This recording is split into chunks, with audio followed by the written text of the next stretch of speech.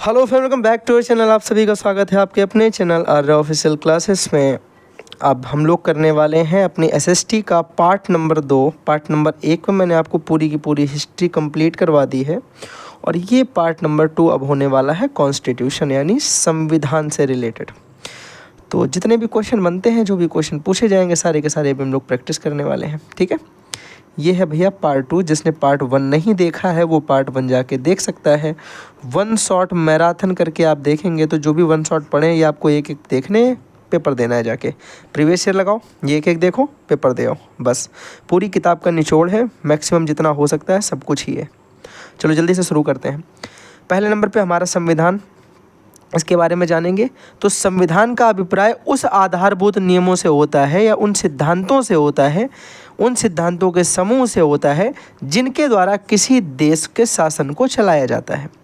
संविधान क्या होता है? किसी देश को शासन को चलाने वाली एक बुक जो है वही तो संविधान है, जिनके नियमों के हिसाब से पूरा चलाया जा रहा शासन। फिर तुम मर्डर करोगे तो तुमको सजा होगी। ठीक है, भारत का संविधान एक लिखित संविधान है और यह विश्व का सबसे बड़ा लिखित संविधान है। याद रखना, भारत का संविधान विश्व का सबसे बड़ा लिखित संविधान है। आगे देखोगे जल्दी से। भारतीय संविधान को संविधान सभा द्वारा अपनाया गया और संविधान सभा की स्थापना जो थी वो मेरे भाई स्थापना कैबिनेट मिशन ने की। अब कैबिनेट मिशन नाम कैसे पड़ा, इसको भी सुनना ध्यान से। कैबिनेट मिशन की अगर हम बात करते हैं तो इसका नाम कैबिनेट मिशन इसलिए पड़ा था क्योंकि इसके जो सदस्य थे तत्कालिक प्रधानमंत्री क्लीमेंट एटली की कैबिनेट से आए थे। और क्लीमेंट एटली की कैबिनेट से कौन कौन सदस्य आए थे उन तीनों के नाम भी याद रखो। एक हो गए पेंथिक लॉरेंस, एक हो गए स्टेफर्ड क्रिप्स और एक हो गए ए.बी. अलेक्जेंडर। ठीक है, ए.बी. अलेक्जेंडर, ये 3 पर्सन आए हैं। कहाँ से आए हैं? कौन है प्रधानमंत्री? क्लीमेंट एटली। और ये क्या थे? इनके कैबिनेट के ही सदस्य थे। तो इन्हीं कैबिनेट के सदस्य ने आकर के कैबिनेट मिशन की स्थापना करते हैं मेरे भाई, जो कि लंदन में होती है कैबिनेट मिशन की स्थापना। और ये आकर के बोलते हैं कि भारतीय संविधान भारतीय सभा द्वारा तैयार किया जाएगा। ध्यान से सुनना पड़े, ध्यान से। कैबिनेट मिशन स्थापना की बात हम करते हैं तो 1946 लंदन में होती है। कैबिनेट मिशन ने अपनी रिपोर्ट में कहा था कि भारतीय संविधान का निर्माण संविधान सभा द्वारा होना चाहिए। इस बात को भी याद रखना। अब संविधान के स्रोत कौन कौन से थे, कहाँ से क्या लिया गया? जैसे मूल अधिकार हो गए, एकल नागरिकता हो गई, ठीक है, संसद हो गई, ये सब कहाँ से कौन सी चीज़ें ली हैं? ठीक है, जैसे महाभियोग है, कहाँ से लिया? ये सारी चीज़ें पूछी जाती हैं। तो देखना भैया, यहाँ पे याद रखना कि संविधान के स्रोत में 2 तरीके की चीज़ें, एक तो देसी चीज़ों ली गई थी देसी जगह से, और दूसरी विदेशी संविधान से भी ली गई। तो देसी में हमने कहाँ कहाँ से लिया? देखो भैया, एक तो नेहरू रिपोर्ट जो थी 1928, कुछ इससे चीज़ें ले ली। और मैक्सिमम चीज़ें जो ली हैं भैया, मैक्सिमम चीज़ें, सबसे ज़्यादा चीज़ें वो कहाँ से ली हैं? वो ली हैं भारत शासन अधिनियम 1935 से।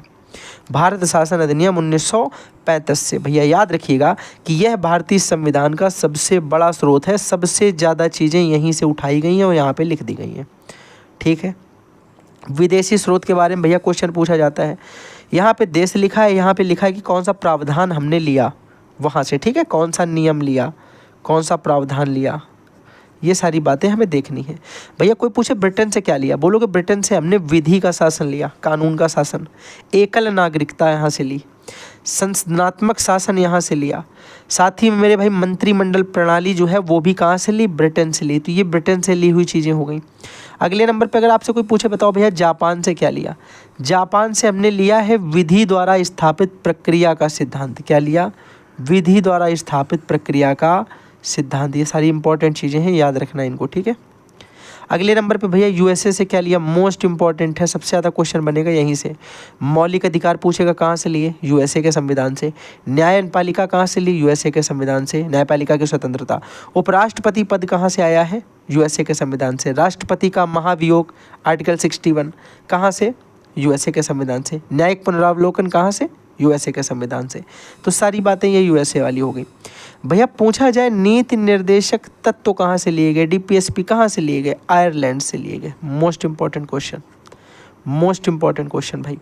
रूस से भैया हमने क्या लिया, जल्दी से बताओ भैया। जो मौलिक कर्तव्य लिए गए आर्टिकल 42 के द्वारा एडेड, 51 का कहाँ से लिए गए भैया ये सारे? रूस से लिए गए।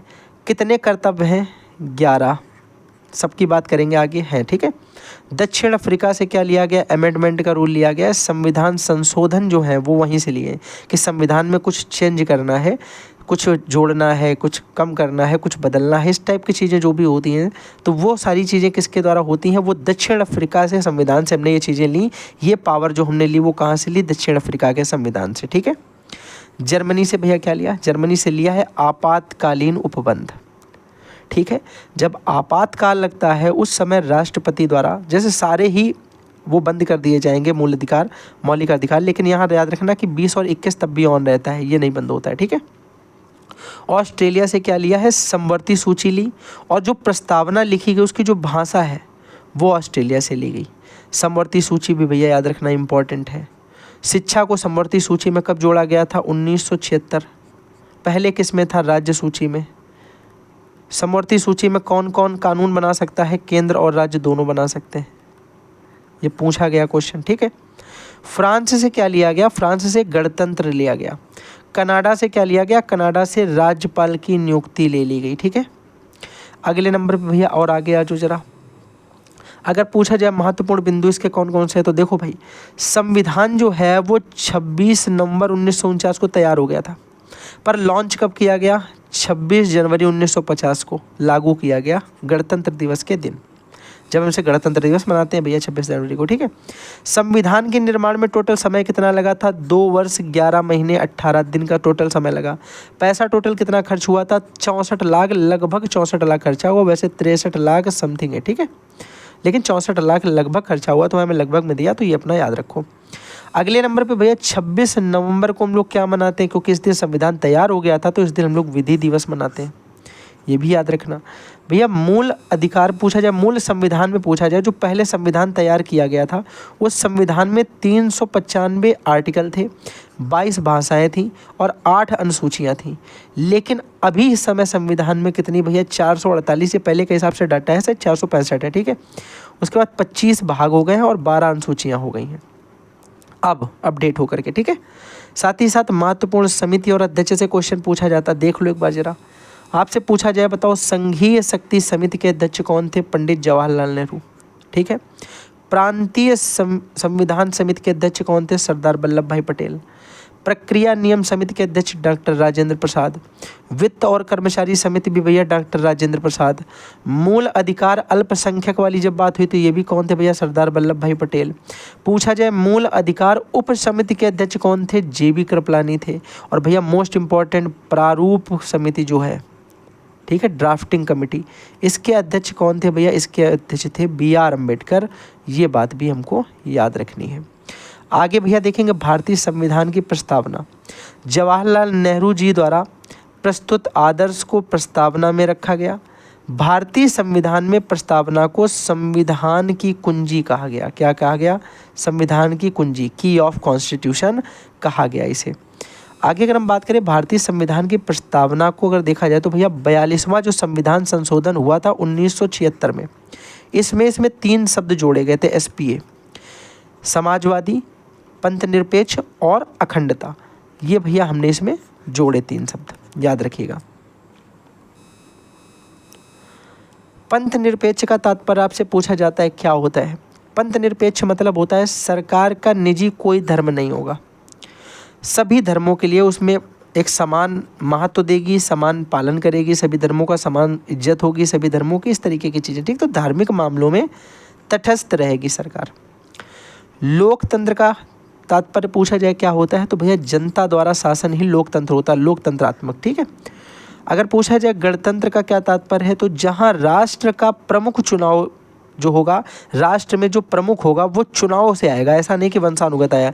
जैसे एक राजा है, फिर इसका उत्तराधिकारी इसका पुत्र बनेगा, उसका उत्तराधिकारी उसका पुत्र, फिर उसका पुत्र, फिर उसका पुत्र, जैसे ये एक चलता आता है, ये नहीं है, ठीक है। ये ना हो करके हर बार चुनाव होगा, उस चुनाव में हम अपने प्रमुख को खुद ही सिलेक्ट करेंगे। मोदी को जिताना है कि राहुल को जिताना है कि जो है अरविंद को जिताना है, अरविंद केजरीवाल को, या फिर किसी को भी हमें जिताना है, तो वो सिलेक्ट भी कौन करेगा? हम करेंगे। तो वो होता है गणतंत्र। बात आ रही समझ में? हाँ या ना बोलोगे? बिल्कुल बात समझ में आ गई। 42वें संविधान संशोधन में प्रस्तावना में जो संशोधन हुआ वह केशवानंद, यहाँ से ध्यान रखना, केशवानंद भारती बनाम केरल राज्य के मुकदमे के वजह से मेरे भाई उससे निर्धारित हुआ था। ठीक है, भारतीय संविधान की विशेषताएं भी कुछ बहुत बड़ी भी हैं भैया। सबसे बड़ा लिखित संविधान ऑलरेडी बात कर चुके हैं। भारत में एक संपूर्ण संप्रभुत्व संपन्न लोकतंत्रात्मक गणराज्य की व्यवस्था पता है। कठोर और लचीले संविधान में मिश्रित रूप है अपना संविधान पता है। इकहरी नागरिकता, एक एकल नागरिकता कहाँ से ली गई? ब्रिटेन से, पढ़ चुके हैं। और भारतीय संविधान द्वारा अस्पृश्यता का अंत, आर्टिकल 17, छुआछूत का अंत पता ही है हम लोगों को, ये वाली बात भी। आगे नहीं पता तो भी आर्टिकल जब होंगे तो उसमें देख लेंगे। अब भैया बात करेंगे भाग 3, यहाँ से क्वेश्चन आएगा मौलिक अधिकार से, जो कि हमारे 12 से लेकर के 35 तक होते हैं। अब ये 12 से 35 तक इनमें डिवाइड होता है। ठीक है, डिवीज़न किस तरीके से नीचे दिया है। मौलिक अधिकार यूएसए से लिया था। कहाँ से लिया था? यूएसए से। अब यहाँ पर देखो सिंपल सा लिखा, इनकी संख्या पहले थी 7, पर जब 44वां संविधान संशोधन हुआ, जो कि हमारा 2 साल बाद हुआ था 42वें के 2 साल बाद ही तो भैया 44वां होगा। तो भैया ये 1976 में हुआ था, तो ये 1978 में होगा, ऐसे याद रखो। ठीक है, तो 1978 में होता है। इसमें बोलते हैं भैया जो संपत्ति का अधिकार था, कौन सा अधिकार? संपत्ति का। उन्होंने बोला संपत्ति के अधिकार को यहाँ से हटाओ, इसको रखो कानूनी अधिकार में। कहाँ रखो? कानूनी अधिकार में रखो। तो इसको आर्टिकल 300A में रखा गया। तो यहाँ याद रखिएगा भैया, इसको संपत्ति के अधिकार की यहाँ पे विधि कानून के अधिकार के अंतर्गत इसे रखा गया और इसको अनुच्छेद 300 के A में रखा गया भैया, ये याद रखिएगा। तो एक अधिकार कम हो गया, बचे कितने?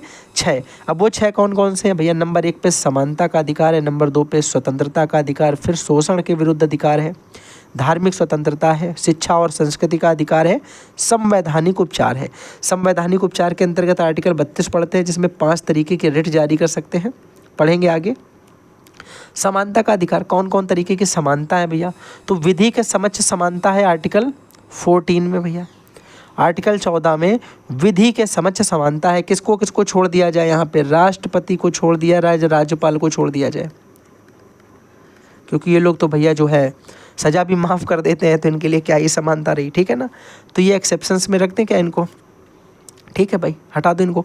विधि में हर किसी के लिए कानून समान होता है, राष्ट्रपति और राज्यपाल को छोड़ करके हम बात आपसे कर रहे हैं। ठीक है, अनुच्छेद 15 हमसे क्या कहता है? ये बोलता है कि कोई भी मूल का कोई इंसान हो, किसी भी लिंग का हो, किसी भी धर्म का हो, किसी भी वंश का हो, कहीं पर भी पैदा हुआ हो, ये देख करके हम उसमें ये भेदभाव नहीं करेंगे कि इसको नौकरी दें और इसको नौकरी ना दें, या इसकी बात सुने इसकी बात ना सुने, तो सबके लिए इक्वालिटी है। ठीक है, आर्टिकल 16 हमसे कहता है कि लोक नियोजन के समय में सबको समान अवसर मिलेगा, हर किसी को सेम चांस मिलेगा। आर्टिकल 17 हमसे कहता है अपृष्टता का अंत, कोई ऊंच नीच नहीं कि तुम उसे छुओगे नहीं, इस कास्ट का है तो उसे टच ना करो। अनटचेबिलिटी को एंड कर दिया गया। कहाँ पे भैया? आर्टिकल 17, इंपॉर्टेंट है, मोस्ट इंपॉर्टेंट है, एमसीक्यू में पूछा जाएगा। आर्टिकल 18 में क्या कर दिया? जैसे तुमने नाम सुना होगा सम्राट अशोक, कल मैंने बताया भी था सम्राट अशोक के बारे में कि सम्राट अशोक जो था, अशोक का नाम अशोक वर्मन कहाँ मिला, बताना अभी तुम लोग। ठीक है, ये हमने कल पढ़ा था। अब भैया यहाँ सुनना, जो अशोक है, इस अशोक के नाम के आगे सम्राट भी लगा था। एक चक्रवर्ती बताया था, सम्राटों का सम्राट। तो ये चक्रवर्ती, सम्राट, ये सारे उसके क्या है? उपाधियाँ तो हैं। इनको ख़त्म कर दिया गया कि ये नहीं लगा सकते, अब नाम तुम्हारा सिर्फ अशोक रहेगा। आगे अपनी कास्ट लिखो अशोक वर्मन, और भैया ये नहीं कि तुमने अशोक के आगे लिख दिया क्या? सम्राट, नहीं लिख सकते हो। अशोक वर्मन लिखो, अशोक मौर्य लिखो, जो भी तुम्हें लिखना, आगे कास्ट लिखो, पर आगे सम्राट या उपाधि जो भी है वो नहीं लगा जा सकती है। लेकिन यही याद रखना, जो शैक्षिक उपाधियां हैं वो लगाई जा सकती हैं, अकॉर्डिंग टू डॉक्टर वाली जो हैं ये सारी लगती हैं।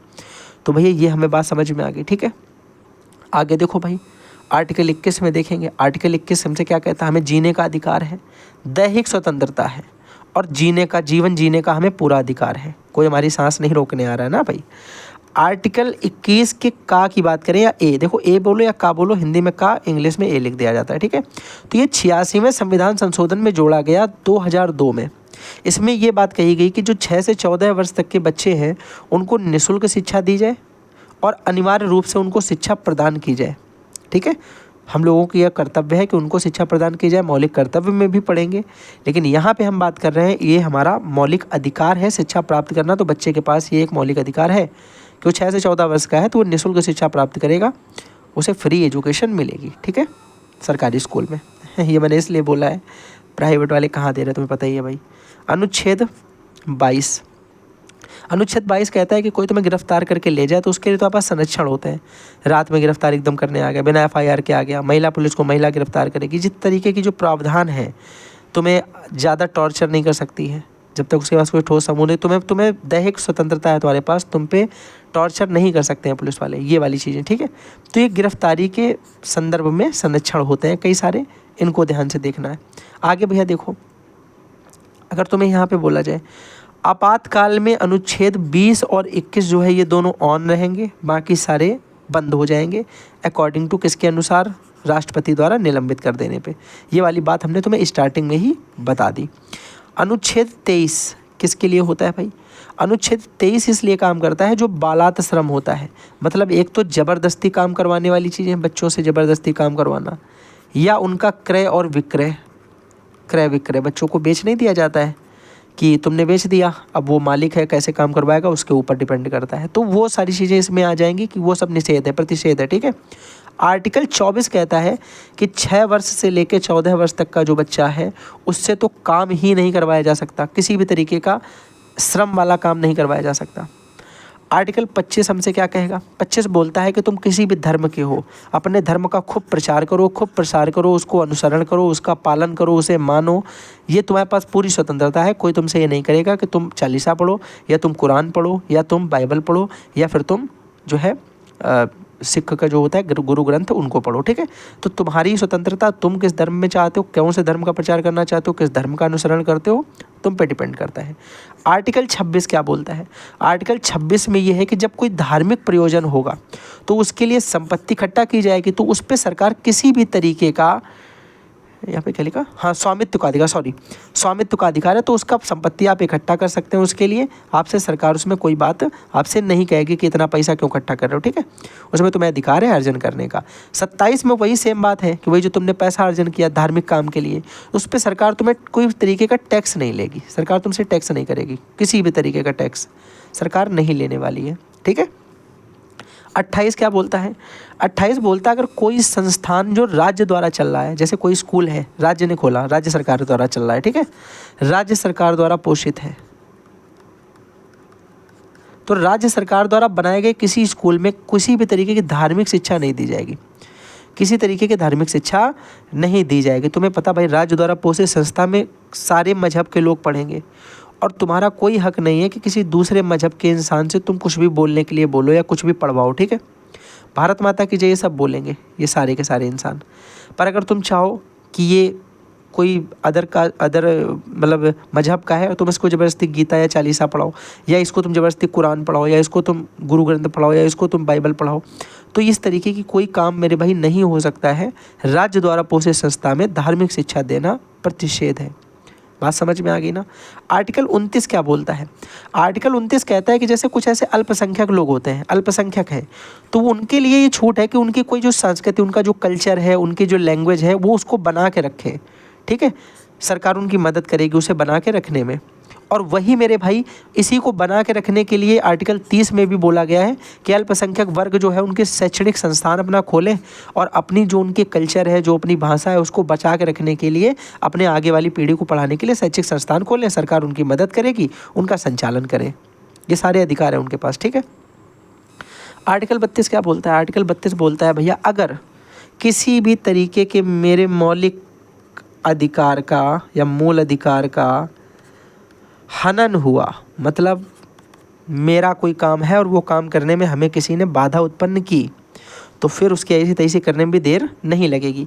सीधा वो इंसान क्या करेगा? सुप्रीम कोर्ट को रिट जारी कर सकता है, सुप्रीम कोर्ट को रिट जारी कर सकता है कि मेरे साथ ये काम गलत हुआ।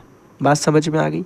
तो मौलिक अधिकार का हनन होने पर डायरेक्ट सुप्रीम कोर्ट को रिट जारी करने का अधिकार किसके पास होता है? आर्टिकल 32 के अंतर्गत।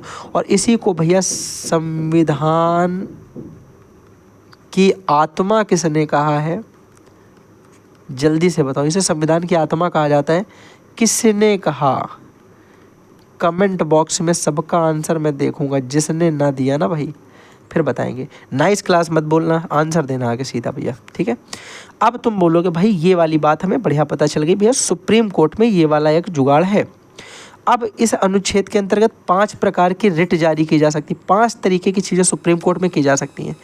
पहले नंबर पे हम बंदी प्रत्यक्षीकरण की रिट दे सकते हैं।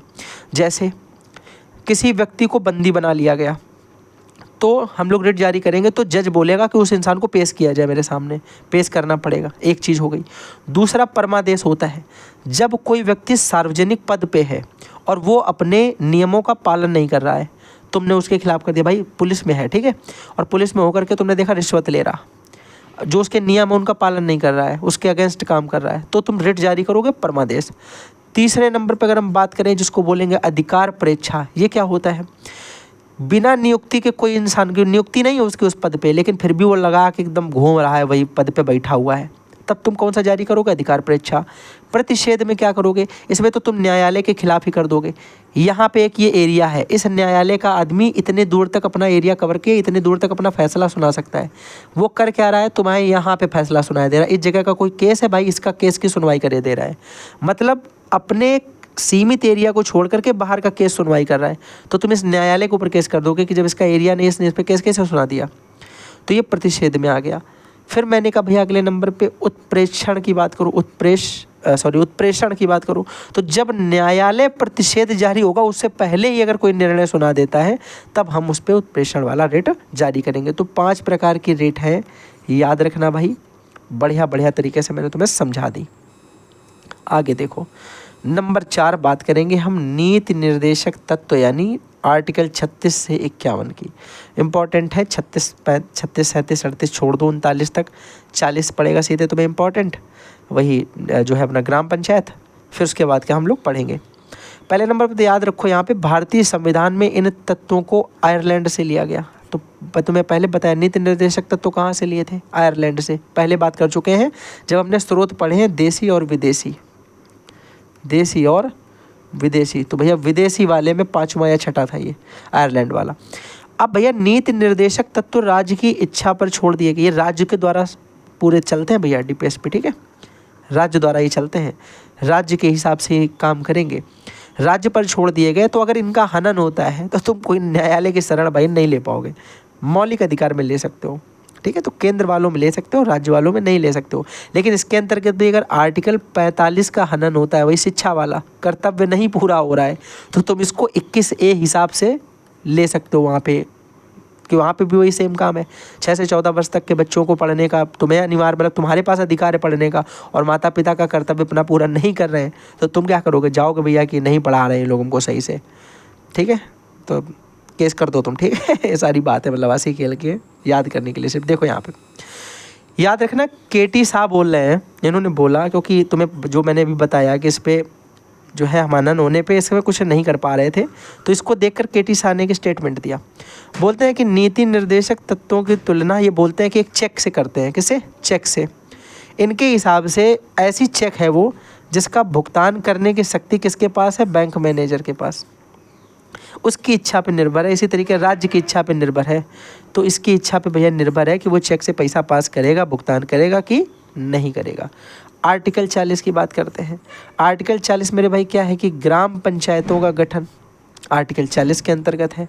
आर्टिकल 42 के अंतर्गत जरा जल्दी से बताओ, आर्टिकल 42 के अंतर्गत मनोवांछित दशाओं की प्रसूति सहायता का उपबंध है। आर्टिकल 44 में क्या है भैया, समान नागरिक संहिता, याद रखना केवल गोवा समान नागरिक संहिता जो है लागू की है। अभी तुमने बीच में इस पर सुना भी होगा, बहुत ज़्यादा बवाल चल रहा था। तो गोवा जो है वो इसका अनुच्छेद को मानता है, बाकी किसी ने इसको भी नहीं अपनाया है, धीरे धीरे अपनाएंगे, शायद उत्तराखंड वगैरह अपनाएगा, ठीक है। आगे देखो, आर्टिकल 45 की बात करें तो 6 से 14 वर्ष तक के बच्चों के लिए निःशुल्क और अनिवार्य शिक्षा का प्रावधान है, ठीक है, मैंने तो बता भी दिया ऑलरेडी है। आगे भैया बात करोगे आर्टिकल 47 की, तो पोषाहार स्तर और जीवन स्तर के ऊपर बढ़ाने के लिए सरकार लगातार प्रयास करेगी, ये बात बोली जाएगी, पोषाहार स्तर और दूसरा जीवन स्तर। आगे आ जाओ भैया, आर्टिकल 48। आर्टिकल 48 में संरक्षण के लिए बोला गया है किसका किसका, कृषि का और पशुपालन संगठन का। आर्टिकल 48 के काम अगर बात करें तो ये 42वें संविधान संशोधन के द्वारा कब जोड़ा जाएगा भैया, 42वां है तो 1976, 44वां अगर होता तो क्या होता 1978। क्या किया गया था भैया, जो संपत्ति का अधिकार था उसको क्या किया गया था, कानूनी अधिकार के अंतर्गत रख दिया गया। और आर्टिकल कौन सा था? 300A। याद रखो, जो पीछे पढ़ चुके भूल मत जाना है। 300A पढ़ा है ना थोड़ी देर पहले भी। 7 थे पहले, फिर 6 बचे। चलो, अब इसके अंतर्गत था क्या? पर्यावरण संरक्षण और वन्य जीवों का रक्षा या संरक्षण के लिए ये प्रावधान डाला गया। ठीक है। आर्टिकल 49 की अगर हम बात करें, आर्टिकल 49 कहता है कि राष्ट्रीय स्मारक हो गए या महत्वपूर्ण वस्तुएं जो हो गई, इनका संरक्षण करना है। आर्टिकल 50 कहता है कि न्यायपालिका और कार्यपालिका, इन दोनों के शक्तियों का पृथक्करण कर दिया गया, इन दोनों को अलग अलग कर दिया गया। ठीक है। यहाँ बात करो, अगर हम बात करते हैं आर्टिकल 51 क्या कहता है? अंतर्राष्ट्रीय शांति और सुरक्षा की बात करेगा। अंतर्राष्ट्रीय शांति और सुरक्षा की बात करेगा, सिक्योरिटी एंड पीस की बात करेगा। अब बात करेंगे हम भाग 4 के का की। सेम भैया कब जोड़ा गया? 42वें संविधान संशोधन में 1976 में जोड़ा गया, ऐड किया गया। इनकी संख्या टोटल कितनी है? 11 है। और है क्या? ये मौलिक कर्तव्य। और इसमें भी भैया जो 11वां कर्तव्य है, 11th वाला, वो यही है कि 6 से 14 वर्ष तक के बच्चों को निःशुल्क शिक्षा प्राप्त कराना या तो उनके माता पिता का कर्तव्य है, या फिर कोई संरक्षक है अगर उनका, तो उसका मेरे भाई क्या है? कर्तव्य है। ये कराना है तो कराना पड़ेगा। चलो अभी हम देखते हैं इसमें एक एक करके कर्तव्य देख लेते हैं। पहला कर्तव्य क्या है कि प्रत्येक नागरिक को ये कर्तव्य बनता है, प्रत्येक नागरिक का, कि वो संविधान के नियमों का पालन करे, साथ ही साथ आदर्शों का, संस्थाओं का, राष्ट्रध्वज का, राष्ट्रगान का आदर करे। ये सारी चीज़ें उसको करनी चाहिए। पहले नंबर पे तो उसका कर्तव्य है कि संविधान के नियमों का पालन करेगा, और इसके साथ साथ वो जो आदर्श हैं, जो संस्थाएं हैं, जो राष्ट्रध्वज है, जो राष्ट्रगान है, इनका भी आदर और सम्मान करेगा। दूसरे नंबर पर अगर हम बात करें तो इसमें बोला गया स्वतंत्रता के लिए हमारे जो राष्ट्रीय आंदोलन हुए हैं, स्वतंत्रता के लिए जो हमारे राष्ट्रीय आंदोलन हुए, उनको प्रेरित करने वाले उच्च विचार को अपने हृदय में संजो के रखना है सबको, ताकि उन्हें भूल ना जाओ, और उनका पालन करना है। ठीक है। भारत की एकता और अखंडता में मेरे भाई इनकी रक्षा करनी है, भारत की एकता और अखंडता की। बाकी SPA मैंने तुम्हें बताया है कब जुड़ा था, कैसे जुड़ा था, समाजवादी पंथ निरपेक्ष। ठीक है। अखंडता ये कब जुड़ा था? 42वें संविधान संशोधन में, 1976। आगे भैया बात करो कहाँ जुड़ा है? प्रस्तावना में। ये सारी बातें हम लोग पढ़ चुके हैं, प्रेम्बल्स में जुड़ा था। ठीक है।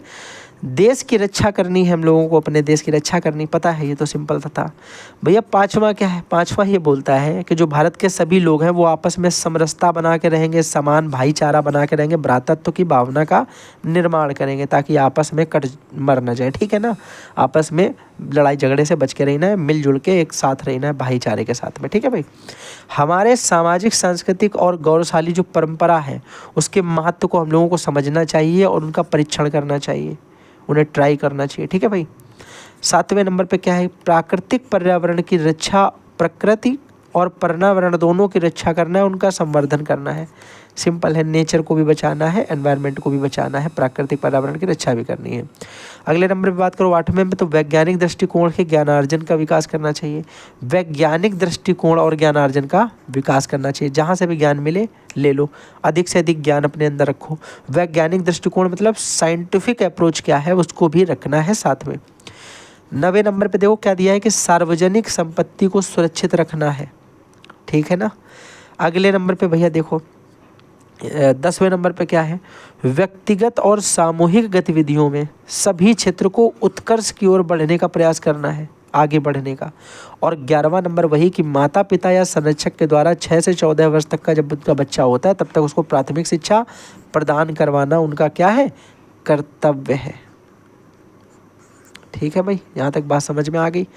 अगर आ गई है तो बस वीडियो यहीं से ख़त्म हो गई। इतना सा है भाई तुम्हारा संविधान, पूरा का पूरा संविधान हम लोगों ने ख़त्म कर दिया है SST में। कितनी मिनट लगा भैया? 30 मिनट लगभग हो गया, 30 मिनट की लगभग क्लास हो गई। चलो फिर मिलते हैं अगली किसी क्लास में। अब मिलेंगे सीधे किसके साथ? ज्योग्राफी के साथ, वही बची है केवल। हिस्ट्री हम लोगों ने ऑलरेडी कर ली है। चलो तब तक के लिए भाई बाय बाय, फिर मिलेंगे अगली क्लास के साथ में। Thanks for watching. और नए हो तो चैनल को सब्सक्राइब कर लो, वीडियो को लाइक कर दो, फ्रेंड के साथ में शेयर कर दो, और इसी के साथ में टाटा बाय बाय।